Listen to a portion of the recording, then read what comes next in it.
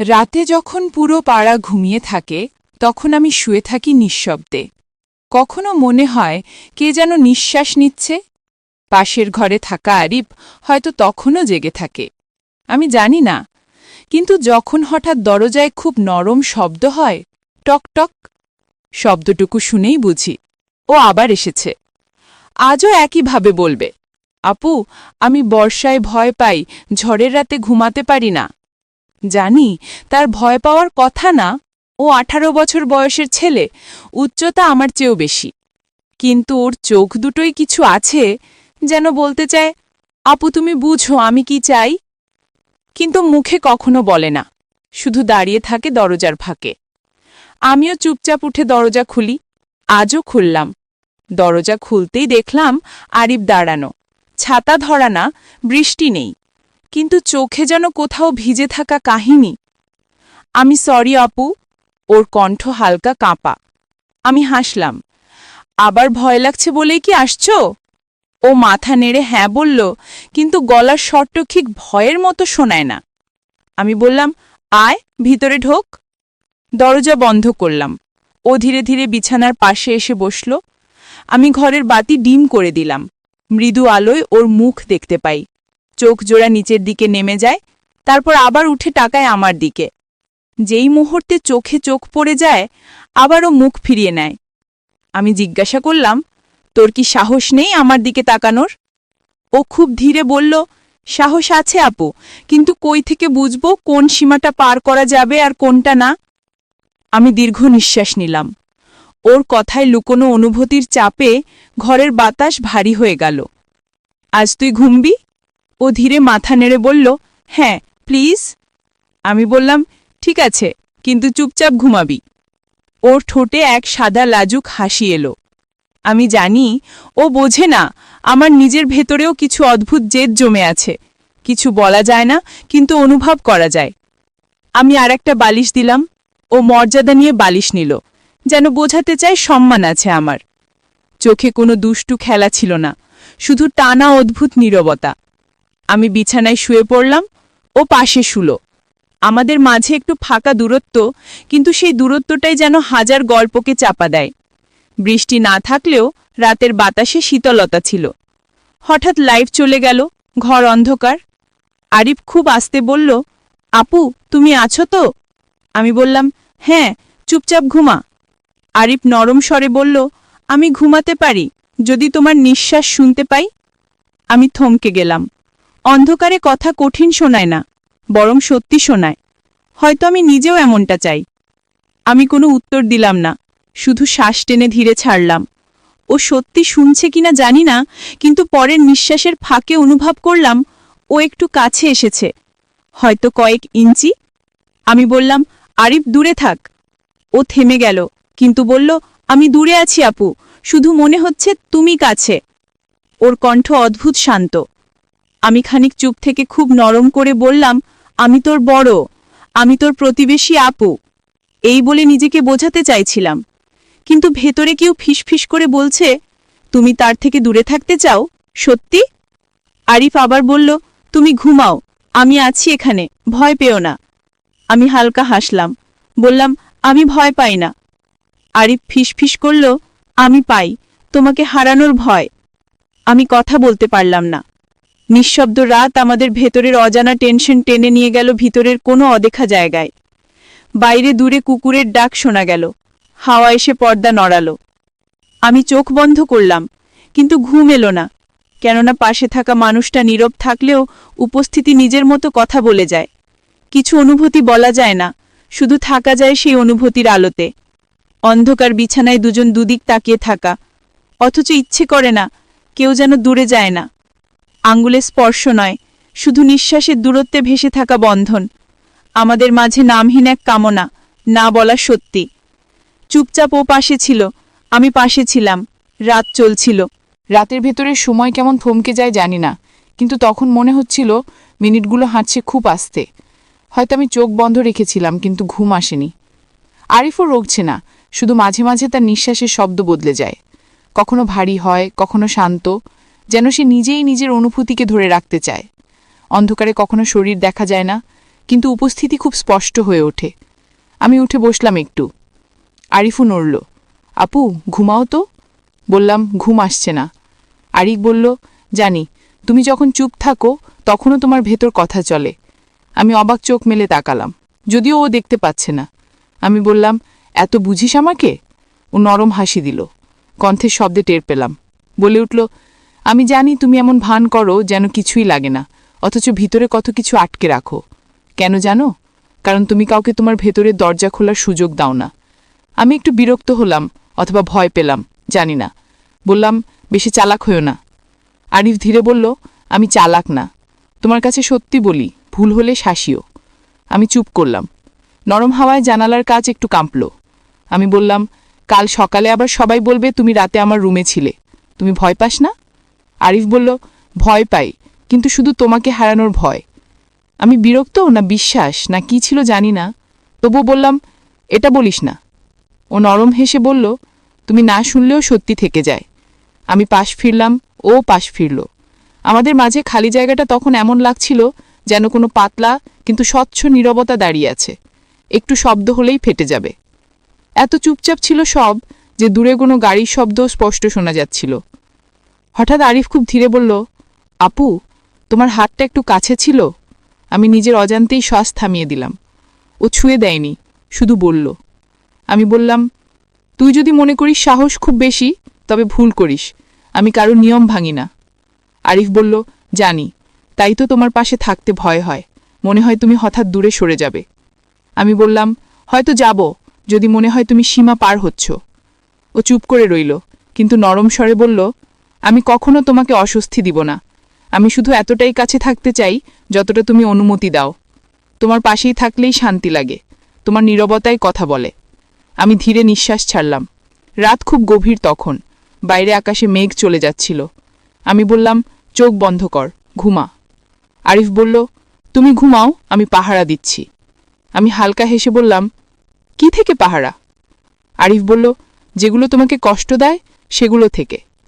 আমি মিষ্টি বিরক্তিতে বললাম, ভাবনা তুমি আমার গার্ডিয়ান অ্যাঞ্জেল? আরিফ খুব আস্তে হাসল, বলল, না, আমি তোমার কিছু হতে চাই না, শুধু চাই তুমি জানো আমি এখানে আছি। আমার হাফ ছুটে গেল, যেন মনে হলো কেউ আমার বুকের ভেতর লুকানো ভার নিয়ে গেছে হালকা করে। তারপর কোনো শব্দ হলো না, শুধু নিঃশ্বাস এবং দূরের হাওয়ার আওয়াজ। অনেকক্ষণ পরে আমি বললাম, আরিফ, তুমি কখনো ভাবিস আমি তোর কথা ভাবি? ও একটু থামল, খুব আস্তে বলল, না, ভাবি না। যদি ভাবি তবে বেশি আশা করে ফেলব। আমি আর কিছু বললাম না, কিন্তু ভেতরে কোথাও অদ্ভুত নরম ব্যথা হচ্ছিল। জানি না কেন, কারো অসহায় সত্যি কখনো কখনো সবচেয়ে ভারী লাগে। কিছু মুহূর্ত এমন যে কেউ কথা না বললেও তার হৃদয়ে লিখে যায়। আমি ধীরে বললাম, চোখ বন্ধ কর। ও বলল, তুমি থাকলে ভয় লাগে না, তোমাকে হারাতে ভয় লাগে। আমি আর কিছু বলিনি। অন্ধকারে নীরবতা গলে আবার নতুন টান তৈরি হলো। আমরা কেউ এদিক সেদিক তাকালাম না, শুধু রাত আমাদের চারপাশে জমে রইল। রাতের মাঝখানে আমি বুঝতে পারছিলাম ঘুম আসছে না।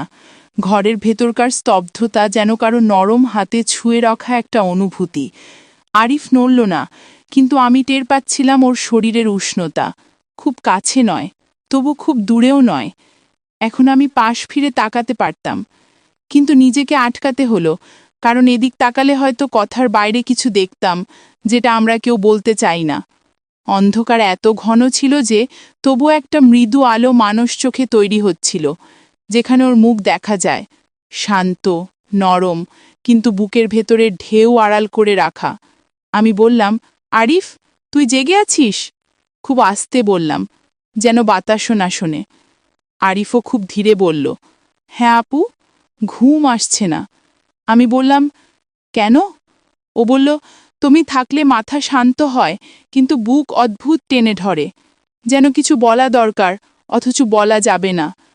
আমি ঠোঁট কামড়ালাম। কথা তো সাধারণ, অথচ শব্দের মধ্যে কতটা কাঁচা অনুভূতি ছিল।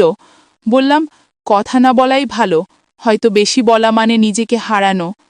আরিফ বলল, হয়তো, কিন্তু কিছু না বললে মন ব্যথা করে।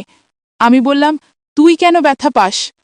আরিফ থামল, তারপর খুব ধীরে বলল, কারণ আমি এমন কাউকে চেয়েছি কখনো যে আমাকে বুঝবে, আর সে তুমি, কিন্তু তুমি আমার না। আমি কথা হারালাম, হৃদয় হালকা কেঁপে উঠল, কিছু শব্দ বুকের ভেতরেই আটকে রইল। বললাম, আরিফ, এসব না বললেই ভালো। তুমি ছোট ছিলে এক সময়, এখন বড় হয়েছ, কিন্তু এই কথাগুলো বলা মানে এক অদ্ভুত ঝড় তৈরি করা। আরিফ বলল, আমি ঝড় চাই না আপু, তোমার পাশে নীরবে থাকাই শান্তি। কিন্তু সত্যিটা বুকের ভেতর ব্লেডের মতো লাগে। তোমার দিকে তাকাতে পারি না কখনো, পারি আবার দূলে তাকাতেও পারি না। তাই তো এমন রাতে চলে আসি তোমার কাছে, যেন ভিতরটা শান্ত হয়। আমি চোখ বন্ধ করলাম। কে কাকে শান্ত করছে বোঝা মুশকিল। সেই মুহূর্তে মনে হচ্ছিল আমি কোনো প্রাচীর তুলে রেখেছি নিজের চারপাশে, আর আরিফ খুব নীরবে ওই দেয়ালের সামনে বসে থাকে। আমি বললাম, তুই কাল চলে যাস? একটু হেসে বললাম, না মানে আজ রাতে ঘুমা, কাল সকালে বাড়ি যা, নিজের রুমে শুবি। ও বলল, জানি, আমি তোমাকে আটকে রাখতে চাই না, তুমি স্বাধীন, আমি কেউ না। আমি শুধু আসি যখন ভেতরের শব্দ গলা ফাটায়। আমি নরম স্বরে বললাম, কখনো কখনো মানুষ নিজের ভেতরের ভর ধরে রাখতে পারে না, তখন সে এমন কারো কাছে যায় যে তাকে নীরবতায় বোঝে। আরিফ বলল, হ্যাঁ আপু, আমি তোমাকে জাজ করি না, আমি শুধু থাকি তোমার পাশে। চাইলেই চলে যাব, তুমি বললেই দূরে থাকব। আমি বললাম, আমি যদি বলি দূরে থাক? আরিফ একটু নীরব, তারপর বলল, তুমি বললে থাকব, কিন্তু মনে হয় এটা তুমি বলবে না, কারণ তুমি জানো আমি থাকলে তুমি একা লাগে না। আমি কিছুটা ঠোঁট বাঁকিয়ে হাসলাম। অদ্ভুতভাবে সত্য কথাও বলে ফেলল। আমি বললাম, তুই মাঝে মাঝে খুব অহংকারী কথা বলিস। আরিফ বলল, অহংকার না আপু, তোমার চোখে মাঝে মাঝে খুব নরম দুঃখ দেখি। তুমি হাসলেও মনে হয় ক্লান্ত, তাই ভাবি তুমি চাই না আমি যাই। আমি চুপ হয়ে গেলাম। এমন সত্যি শোনা কখনো কখনো ভয়ও দেয়। নিজেকে লুকাতে ইচ্ছে করে, আবার মনে হয় কারো এমন চিন্তা করা যেন একটা নিরাপত্তা। আমি বললাম, আরিফ, একটা কথা বলি? ও বলল, বলো আপু। আমি বললাম, এই যে মানসিক জঙ্গলে আমি আটকে থাকি, সেখানে কেউ ঢুকতে পারে না, তুই ঢুকতে চাইছিস কেন? আরিফ আস্তে বলল, কারণ তুমি শক্ত। এমন মানুষকে দেখে আমার নিজের সাহস বাড়ে। তুমি শুধু স্ট্রং না, তুমি অনুভূতিও লুকাতে জানো। আমি তোমার ভেতরের মানুষটাকে দেখতে চাই, যে ভয় পায়, ক্লান্ত হয়, ভালোবাসতে চায়, আর নিজের ওপর নিয়ন্ত্রণ হারাতে ভয় পায়।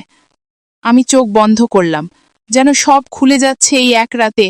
আমরা কত কথা বললাম, যা আলোরে বললে হয়তো রাগ হতো, লজ্জা হতো, এখানে শব্দ ভাসছিল একে অপরের দিকে চুপচাপ। আমাদের কাছে নীরবতায় সব বোঝা সহজ। আলাদা এক টান ছিল।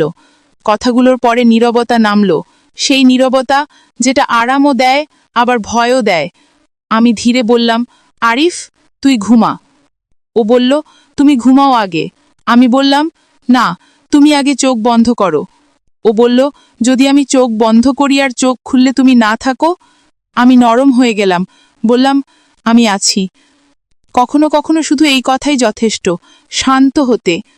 ও বলল, তাহলে আমি চোখ বন্ধ করলাম। আমি শুনলাম তার শ্বাস ধীরে ধীরে স্বাভাবিক হচ্ছে, কিন্তু আমি ঘুমাতে পারলাম না। আমার বুকের ঠিক মধ্যিখানে কেউ অদ্ভুতভাবে নিঃশ্বাস ফেলছিল। আমি ভাবছিলাম, কি এমন টান, যার নাম নেই, সম্পর্ক নেই, নিয়ম নেই, তবু এমন কেঁপে ওঠা। আমারও চোখ ভারী হচ্ছিল, কিন্তু ঘুম আসছিল না। শুধু মনে হচ্ছিল যত চুপ রাত, তত বেশি কথা জমে আমার ভিতরে, আর পাশের জনের নিঃশ্বাস শুনলেই মনে হয় সে আমাকে শুনছে, আমার নীরবতা পড়ছে। আমরা দুজনেই দূরে, কিন্তু অদৃশ্যভাবে খুব কাছে। রাত তখন এমন পর্যায়ে যেখানে ঘড়ির টিকটিকাও শোনা যায় না, কিন্তু অন্ধকার যেমন ঘর ঢেকে রেখেছে, তেমনি কোনো আলো আমার বুকের ভেতর গোপনে জ্বলছে। ঠিক তখন আরিফ হঠাৎ খুব নরমভাবে ফিসফিস করল, আপু, তুমি ঘুমাওনি তো? আমি মৃদু স্বরে বললাম, না, তুমি? আরিফ বলল, না, তোমার নিঃশ্বাস শুনে মনে হচ্ছিল তুমি ভাবছিলে। আমি চুপ করলাম, কারণ সত্যি আমি ভাবছিলাম ওর কথা, নিজেকে ওর থেকে দূরে রাখার কথা, আর সেই অসম্ভব অভিমানের কথা যা জানি কোথাও জমে আছে। গলা শুকিয়ে গেল। বললাম, তুই আবার কথা বলিস? আরিফ শান্তভাবে বলল, তুমি কথা না বললে মনে হয় রাতে কিছু একটা অসম্পূর্ণ থাকে। আমি বললাম, মাঝরাতে অসম্পূর্ণ ভাবনা ভালো না। আরিফ বলল, অসম্পূর্ণ জিনিসই তো মানুষকে টেনে রাখে আপু, যা পাওয়া যায় না তা সবচেয়ে বেশি ভাবায়। আমি চোখ বন্ধ করে রাখলাম। ওর কথা কিছুটা সত্য। খুব ধীরে বললাম, তুমি কখনো ভেবেছ একসময় এই রাত থাকবে না? আরিফ চুপ। কয়েক সেকেন্ড পরে বলল, হ্যাঁ ভাবি। খুব ভয় পাই এই ভেবে, রাত শেষ হয়ে গেলে কি আমরা আগের মতো উদাস হয়ে দাঁড়াতে পারব, অচেনা হয়ে? আমি বললাম, হয়তো হবে, হয়তো দূরত্ব বাড়বে, যা এখন নেই। আরিফ বলল, দূরত্ব মানে তো ভুলে যাওয়া না আপু, দূরে থাকলেও মন তো একই থাকে। আমি হাসলাম নরম শ্বাসে, বললাম, সব সময় না, মনও ক্লান্ত হয়। আরিফ বলল, যদি মন ক্লান্ত হয় তবে আমি পাশে থাকব নীরবে। তুমি চাইলে দূরে থাকব, চাইলে কাছে থাকব। আমি তোমাকে বাঁধতে চাই না, শুধু চাই তুমি জানো কেউ আছে তোমার পাশে, নীরব হয়ে থাকলেও তোমাকে শোনে। আমি বললাম, তুই এত বড় বড় কথা শিখলি কবে? আরিফ ধীরে বলল, যখন তোমাকে অনুভব করলাম। মানুষ তখন বড় হয়ে যায় আপু, বয়সে না, অনুভূতিতে। আমি কিছু বললাম না, কারণ ওই কথায় আমি হার মেনে ফেললাম। নিজের সামনে নিজেকে লুকাতে লুকাতে কতদিন চলবে জানি না। বিছানার কাভারের ওপর হাতটা এত কাছে ছিল, আমার আর আরিফার মাঝে মাত্র কয়েক ইঞ্চি। কোনো স্পর্শ নেই, কিন্তু মনে হচ্ছিল ত্বকের উপর দিয়ে হাওয়ার মতো কারোর উপস্থিতি ঘুরছে। আমি আসতে বললাম, আরিফ, একটা কথা শোন, সীমা ভুলে যাস না। আমরা একবারই নই, এক পরিবার নই, শুধু পাশের মানুষ। আর তুই ছোট ভাই ডাকেই বড় হয়েছিস, আমাদের জানা নিয়ম আছে। আরিফ শান্তভাবে বলল, নিয়ম ভাঙতে চাই না আপু, নিয়মের ভেতরেই তোমার পাশে থাকতে চাই। নিয়মিত বলে সম্মান করতে হয়। আমি কখনো তোমাকে ছোট করে ভাবব না, আমি কখনো তোমার অনুমতি ছাড়া কোনো সীমা ছাড়াব না। আমি বললাম, তাহলে চুপচাপ ঘুমা। আরিফ বলল, চেষ্টা করছি, কিন্তু তুমি থাকলে মনে হয় সময় থেমে যায়, ঘুম এসে আবার ফিরে যায়। আমি বললাম, এমন কথা বলিস না। ও বলল, কেন? আমি বললাম, কারণ কেউ যদি মনে করে তার উপস্থিতি আমার উপর প্রভাব ফেলে, তাহলে সেটা খারাপ। আরিফ বলল, যদি সত্যি প্রভাব ফেলে? আমি নিঃশ্বাস নিলাম, বললাম, তখন নিজের ওপর বোঝা পড়ে। আরিফ একটু থেমে বলল, তোমার ওপর বোঝা ফেলতে চাই না আপু, শুধু চাই তুমি কখনো একা অনুভব করো না। আমি বললাম, মানুষ সবার সামনে শক্ত থাকে আর নিজের ভেতর কাঁপে, এটা স্বাভাবিক। ও বলল, তুমি কাঁপতে দাও হৃদয়কেও কখনো? আমি নীরব হয়ে গেলাম। তারপর বললাম, আরিফ, একটা কথা মনে রাখিস, যতই আবেগ থাক, দূরত্বও দরকার, এটা ভুলে যাস না। আরিফ বলল, আমি দূরত্ব মানি আপু, সামনে থাকা মানে ছোঁয়া না, পাশে থাকা মানে দাবি করা না। আমি জানি তুমি স্বাধীন, তোমার নিজের দুনিয়া আছে, আমি শুধু সেই দুনিয়ার দরজায় দাঁড়িয়ে আছি। কখনো ডাকলে ঢুকব, না ডাকলে নীরব হয়ে থাকব। আমি অবাক হলাম এত শান্ত শব্দে এমন মমতা। ও বলল, আপু, একটা জিনিস বুঝি, তুমি ভয় পাও না অন্যদের, তুমি ভয় পাও নিজেকে হারাতে। আমি আর সহ্য করতে পারলাম না, চোখ দুটো ভারী হয়ে গেল, মনে হচ্ছিল ভেতরের দেয়াল ভেঙে যাচ্ছে। আমি ধীরে বললাম, হয়তো ঠিক বলেছিস। মৃদু হাওয়া এলো, ঘরের বাতাসে থেমে থাকা অনুভূতি যেন একটু নড়ল। এরপর অনেকক্ষণ কেউ কথা বলল না, কিন্তু নীরবতাও কথা ছিল। দূরের কোথাও মসজিদের রাতের আজানের মাইক্রোফোনে খুব মৃদু শব্দ উঠল, এত নরম যে যেন হৃদয়েই বাজছে। সেই মুহূর্তটাই আমি বুঝলাম, গভীর রাত কখনো কারো সত্য লুকায় না, শুধু ধীরে ধীরে খুলে দেয়। আমি ফিসফিস করে বললাম, আরিফ, ঘুমা। ও ধীরে বলল, তোমার শব্দ ছাড়া ঘুম আসে না। আমি চোখ বন্ধ করলাম, নিজেকে শান্ত করলাম, নিঃশ্বাস স্থির করলাম। আরিফও শান্ত হয়ে এলো, শব্দ না করে অনুভূতি কথা বলে। সেই রাত আমাদের দুজনকে কোনো এক অদৃশ্য পথে জুড়ে দিল, যেখানে দূরত্ব আছে তবুও নরম উষ্ণতা আছে, যেখানে না পাওয়া ভালোবাসার মতোই সুন্দর, যেখানে একটুও ছোঁয়া নেই তবুও হৃদয়ে এক বিন্দু কেঁপে ওঠে। সকালটা ছিল ধীর, যেন আলো আমাদের দিকে সতর্ক হয়ে হাঁটছিল। আমি পর্দা সরিয়ে রাখলাম, আর ঘরের ভেতর হালকা সোনালি রং ঢুকে পড়ল। রান্নাঘরে পানি ফুটছিল, কেটলির শব্দে ঘরটা নরম উষ্ণতায় ভরে উঠছিল। আরিফ চুপচাপ বসেছিল, চোখ নামানো। জানি ও কথা খুঁড়ছিল, কিন্তু বললে সবকিছু বদলে যাবে, তাই চুপ ছিল। আমি কাপের মধ্যে চা ঢাললাম, হালকা ধোঁয়া উঠছিল। ওর সামনে রাখলাম কোনো কথা না বলে। আরিফ শুধু তাকালো, সেই দৃষ্টি নরম, কৃতজ্ঞ আর অদ্ভুত মমতায় ভরা, যেন একটি সাধারণ চায়ের কাপেও ও অনেক কিছু শুনে ফেলল। ও ধীরে বলল, আপু, তুমি জানো, এই ছোট ছোট যত্ন ভয় পায়। মানুষ বড় জিনিস ভুলে যায়, কিন্তু ছোট ছোট যত্ন মনে থাকে, হৃদয়ে জায়গা করে। আমি কিছু বললাম না, শুধু নিজের চুল কানপাশে সরিয়ে কাপটা হাতে ধরলাম, চুপচাপ বসে রইলাম। নীরবতায় চায়ের সুগন্ধ ভেসে উঠছিল, আর আমাদের মধ্যকার কিছু নরম হয়ে যাচ্ছিল। আরিফ ধীরে বলল, গতরাতে তোমার চোখের শব্দ শুনেছিলাম। মনে হলো কেউ নিজের শ্বাসের ভিতর লুকিয়ে কাঁপছে, আর আমি শুধু সেই শব্দটাই মনে রেখে ঘুমিয়েছি। আমি হালকা হেসে বললাম, তুমি এত অনুভব করো কেন? ও বলল, কারণ অনুভব না করলে মানুষ শুধু থাকে, বাঁচে না, আর তুমি আমাকে বাঁচতে শিখিয়েছ। আমার ভিতরটা কেমন নরম হয়ে গেল, যেন কেউ খুব সযত্নে হৃদয়ের উপর হাত রেখে বলছে, ভয় পেও না। আমি জিজ্ঞেস করলাম, তোমার মন কখন এত গভীর হলো? ও বলল, যখন বুঝলাম ভালোবাসা মানে দাবি করা না। গলার খোপা ঠিক করতে করতে আমি ধীরে বললাম, আরিফ, ভালোবাসা বলিস না, এই শব্দটা ভয় দেখায়। ও খুব মৃদু হাসল, সেই হাসিতে শান্তি, ব্যথা আর অদৃশ্য অধিকার ছিল। ও বলল, তবে এভাবে বলি, তোমাকে দেখলে মনে হয় পৃথিবী একটু সুন্দর ছিল, আছে, থাকবেও। আমি থেমে গেলাম। মনে হলো হৃদয় একবার নিঃশব্দে ধাক্কা খেল। বাইরে হালকা বাতাস উঠল, পর্দা নড়ে উঠল নরম আবেশে। আর সেই মুহূর্তে আমার মনে হলো, জীবনে এমন কিছু মুহূর্ত থাকে যা স্পর্শ ছাড়াই কারোর উপস্থিতিকে চিরদিনের মতো গায়ে মেখে দেয়। আমি ধীরে বললাম, আরিফ, মনে রাখিস, প্রতিটা সুন্দর অনুভূতি খুব নরম হয়, ভেঙে যায় সহজেই। তাই বেশি দূরে যাস না, আর খুব কাছে এসেও না। ও হালকা মাথা নেড়ে বলল, আমি থাকব ঠিক ওখানেই, যেখানে তোমার শান্তি থাকে। জোর নয়, ছায়া নয়, শুধু পাশে থাকা। না দেখা যায়, কিন্তু অনুভব করা যায় এমন জায়গায়। আমি চায়ের কাপ ঠোঁটে তুললাম, আর হালকা উষ্ণতা শরীর জুড়ে ছড়িয়ে গেল, ঠিক ওর কথার মতো, অদৃশ্য, তবুও গভীর। আর মনে হলো, আজকের সকালটা একটু ভিন্ন। কিছু না হয়েও অনেক কিছু ঘটেছে, শুধু দুটো চা, দুটো চোখ, আর নীরব একটা প্রতিশ্রুতি।